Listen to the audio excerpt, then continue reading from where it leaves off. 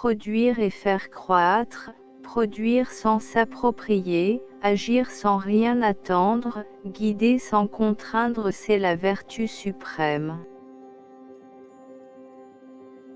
Quand l'homme naît, il est souple et faible, à sa mort il est rigide et dur. Les plantes à leur naissance sont souples et fragiles. À leur mort, elles sont sèches et dures.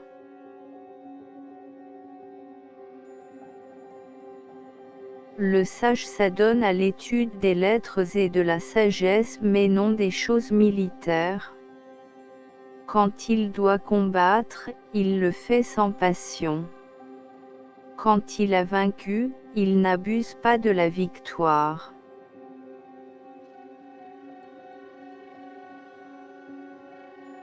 Sans franchir sa porte, on peut connaître le monde. Sans regarder par la fenêtre, on peut voir la voie du ciel.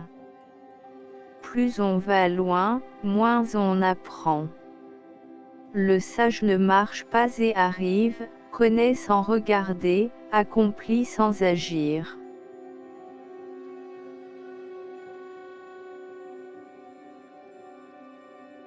On ne doit pas célébrer les victoires et ceux qui les célèbrent sont sanguinaires.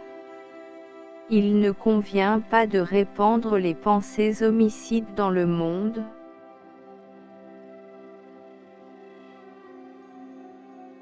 Quiconque, étant devenu riche et puissant, s'enorgueillit, prépare lui-même sa ruine.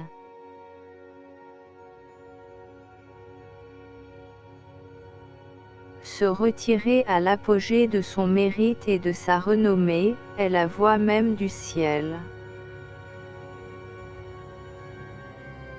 Les vraies paroles ne sont point belles.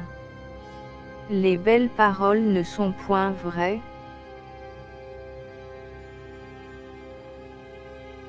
Le vrai voyageur n'a pas de plan établi et n'a pas l'intention d'arriver.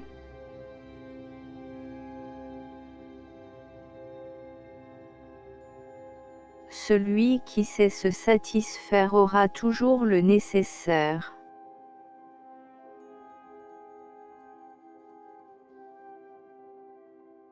Ce qui est faible triomphe de ce qui est fort, ce qui est mou triomphe de ce qui est dur. Quand l'homme vient au monde, il est souple et faible, quand il meurt, il est raide et fort. La raideur et la force sont les compagnes de la mort, la souplesse et la faiblesse sont les compagnes de la vie. L'eau peut agir sans poisson. Mais le poisson ne peut agir sans eau.